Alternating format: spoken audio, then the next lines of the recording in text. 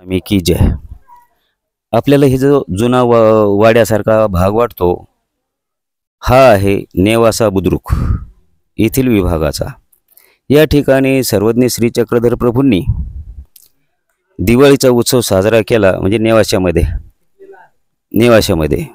आणि हा नेवाशामधला जे काळाच्या ओघामध्ये जे स्थानवंदन करण्यासाठी नव्हते, ते आता या नवीन काळामध्ये या 10-5 वर्षाच्या कालावधीमध्ये जाधववाडीचे बाबा यांनी संशोधन करून हे स्थानवंदन करण्यासाठी कुठे कोणतं आहे स्थान याचा संपूर्ण इतिहास आपल्या समाजाला लक्षात यावा, समजावा म्हणून मुख्य जे मंदिर आहे, म्हणजे अगोदरचं पुरादित्याचं मंदिर, त्या मंदिरातील ते मुख्य अवस्थानाचं मंदिर.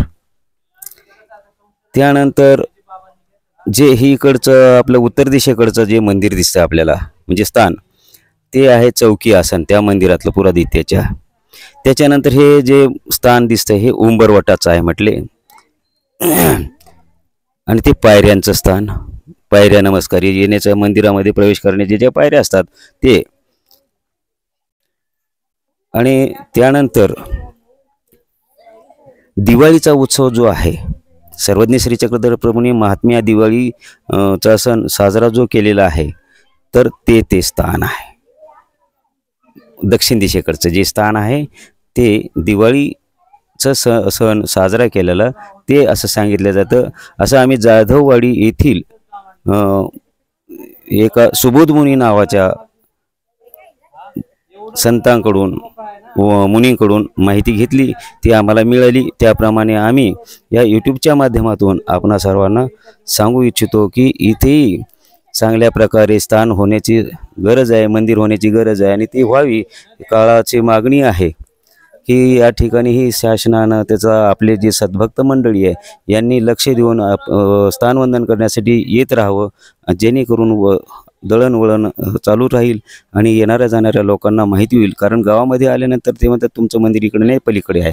तर त्यासाठी हे सर्वांना जाणीव व्हावी, ओळख व्हावी, यासाठी आम्ही यंदा निघालेली महानुभाव भक्त परिषद जिल्हा लातूरद्वारा आयोजित केलेल्या सर्व पदयात्रेकरूंना या स्थानांचं दर्शन घडवलं. दंडवत प्रणाम. नवीन पदयात्रेकरू असेल किंवा भक्त असेल तर हे मुद्दाम व्हिडिओ बघा आणि शेअर करा. कारण ह्या व्हिडिओमध्ये जुना वाडा म्हणजे इतर गावामध्ये कोणी सांगत नाही आपलं दर्शन होण्यासाठी. मात्र हे व्हिडिओ बघितलं की लक्षात येते आपल्याला पूर्ण स्थान पण लक्षामध्ये येतात हे. आणि विशेष म्हणजे ध्यान ठेवा की ह्याच्या समोरासमोर असं कसं हो का इकडं तर हे जुना वाडा आहे, पिंपळाचं झाड आहे. ध्यानात ठेवा, म्हणजे उत्तर साईडला पिंपळाचं झाड आहे.